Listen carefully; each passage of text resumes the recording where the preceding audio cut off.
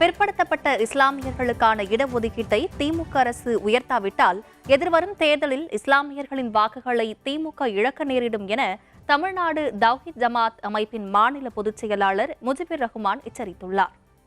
அதிமுக பிஜேபியோடு சென்று விட்டதால் இஸ்லாமியர்கள் எல்லாம் திமுகவிற்குத்தான் வாக்களிப்பார்கள் என்கின்ற ஒரு எண்ணத்தில் இந்த இடஒதுக்கீடை வழங்காமல் இருந்தார் என்று சொன்னால்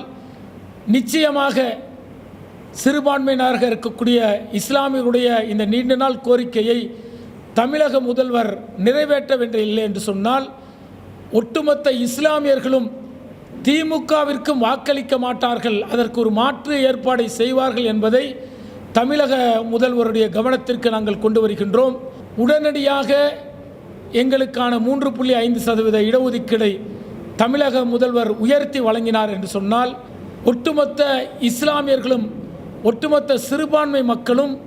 திராவிட முன்னேற்றக் கழகத்தை மீண்டும் ஆட்சியில் அமர்த்துவார்கள், இஸ்லாமியர்கள் செய்வார்கள் என்பதையும் தமிழக முதல்வருக்கு நாங்கள் தெரிவித்துக் கொள்கின்றோம்.